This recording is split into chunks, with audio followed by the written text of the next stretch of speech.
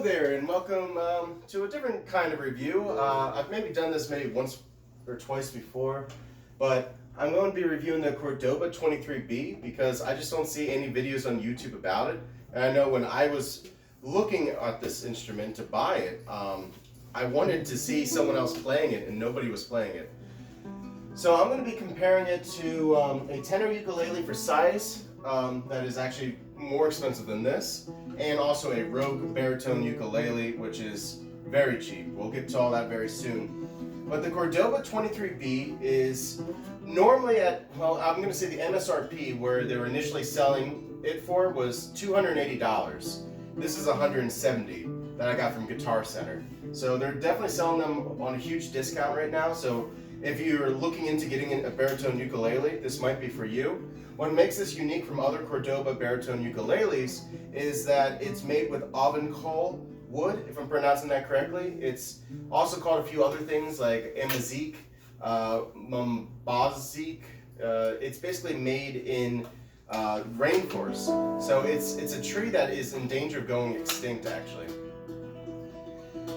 So it supposedly sounds quite like rosewood, which gives it more of a mid-range sound. You know, it would be very expensive to make an entire baritone ukulele, or any instrument for that matter, out of full rosewood. So this is like considered to be like a very good option if you want those kind of sounds of rosewood. Now, what's also cool about this is it's solid body, so it's going to give yourself a very good acoustic sound. One thing that's a little different from this, from some other baritone ukuleles that Cordoba offers, is it does not have the strap buttons. And let me just tell you my first impressions about this. I mean, I really like that it's using bone for the nuts.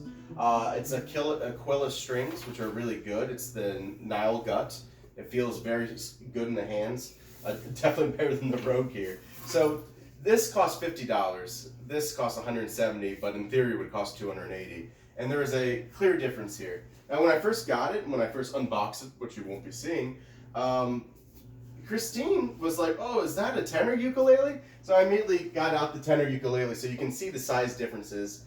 Yes, this at first looks like it might be a little smaller, but it's really just a shape difference. The curve is up like an inch higher on the Cordoba, so it made it look maybe like it was smaller, but it's actually go ahead just about the same here. Yeah, if you compare it neck to neck, I mean, the neck is the same length. You can see it's like maybe like half an inch shorter, but it's like very, very close. Yeah, if you compare it right if here I to compare here. it to the neck, if I put them at the tops together. Yeah. So the top nut, like you can see it's just like a little bit more inch down below here, where this is basically more of a shape of a folk guitar. This one is a little bit more thinner profile. I'm gonna keep this one. And this is a tenor ukulele, and you can see like the differences there.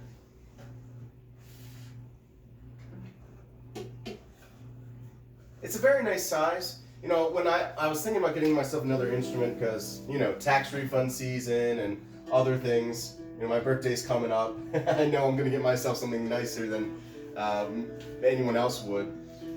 I was thinking about getting a tenor guitar, and I don't know, I think I'm just more of a ukulele guy. I like that there's more width between the strings than a tenor, and I like the softer strings than steel strings. So I decided to go with another baritone, but just one much better than this $50 one. So let's see if we can. Are they tuned the same? They're both tuned to D, G, B, E, which is standard tuning for baritone uke, also known as Chicago tuning on a banjo.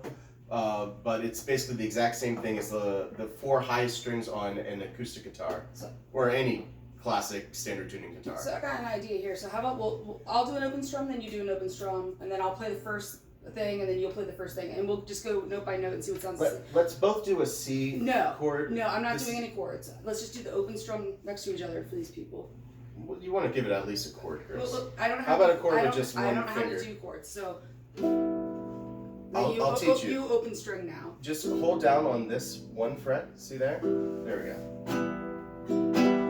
Well, me, then you. Good.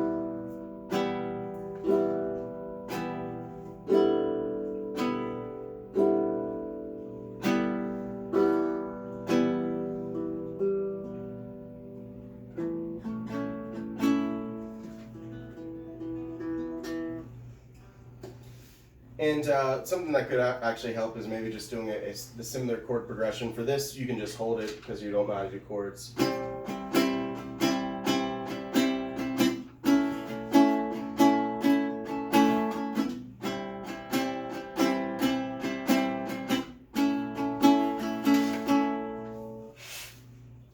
And then we'll listen to that same thing here.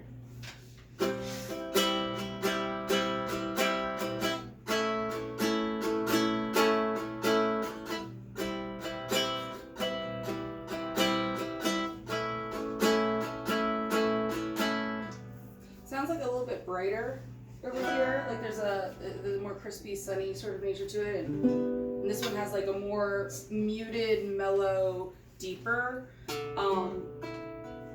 I like the way that this one feels playing and everything. It's obviously a higher quality instrument, but I kind of like the dark, mellowed out tones of this as well. Even though, for $50, not bad, really. For $50, it starts you out. It's a little sharp on the frets, though. That's my only complaint about this one. Yeah, well, the ends of the frets here will definitely cut you up on this one. There is one here. One, it's this one right here. Mm-hmm. It's just a little sharp, but like it's not gonna make me bleed. It's something that you can easily fix by filing it down. A lot of instruments you have to do that. Something in this price point I wasn't expecting I would have to, but it's the only one there, and it honestly isn't much of a problem for me because I'm used to playing things that are a lot cheaper. Some other noticeable differences is the sound hole is bigger on this one than that one. This has a beautiful abalone rosette. That's what that's called. This one's just like kind of painted on. And this one's like plastic, nuts and tuners and everything. While this is bone. Yeah. It's also way better tuning machines on here. A lot of times, especially with a cheaper instrument, you'll see on Amazon reviews people go, "It doesn't stay in tune." Well, you got to retune it over and over again to keep it in tune. That's any instrument. But really good for something like this, easy. I only had to really retune it maybe 3-4 times, and already it's staying in tune He very just well. got it. Yeah. It's a much higher quality, which you would expect. Now, you got me a beautiful mahogany Macala baritone ukulele for Christmas a while ago. It's called the MKB. And it is kind of in between the price point of these two, so we'll have to do a follow-up video where we compare all of them. Yeah. It is very, very nice. I really like it a lot. It's got a great sound to it. Maybe we can do something else that just as a sound test. Do you think you could bar across a fretboard? I mean, it...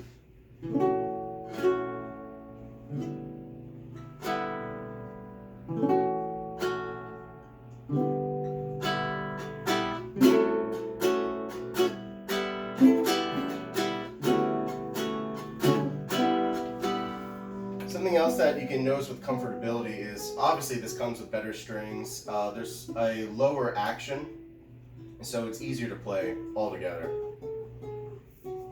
I'm sure you would agree if you compared it to. I zoned out for a second. What did you say? It's a lower action or faster action. Means that the strings are lower to the fretboard. There are also higher quality strings on there. Yeah, I guess it does have a lower action. Hey, we're filming. My children. You can come out here. Here, you get on the tenor ukulele. We'll all play together. We'll do a quick jam session before the end of this video. Overall, I really am pleased with the purchase. I mean, if you're interested in a baritone ukulele and you don't want to get a piece of crap like this $50 one, go for that. I mean, $170 is a very good price.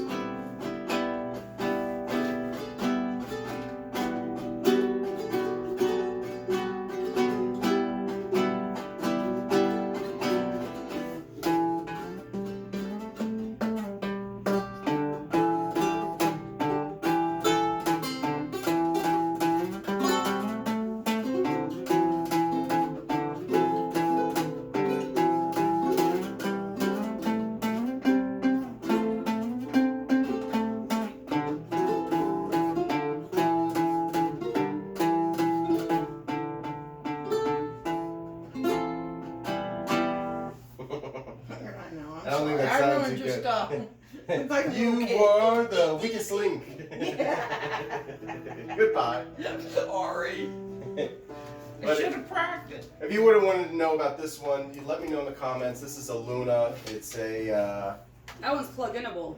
It is plug-inable. It's Oh, a it is? HTT8. It's an 8-string tenor ukulele, and it's a hybrid because it is, like Christine said, plug-inable. I can put this through an amplifier, and it's quite lovely. I really like it a lot.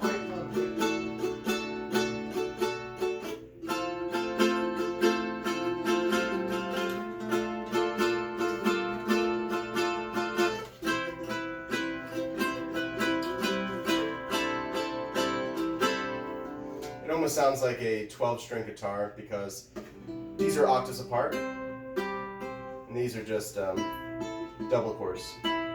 So that's my video for you guys. I hope you enjoyed it. Let me know what you liked, what you didn't like, and please subscribe to the channel. And I will see you some other time, maybe. Do you know what time you'll be home?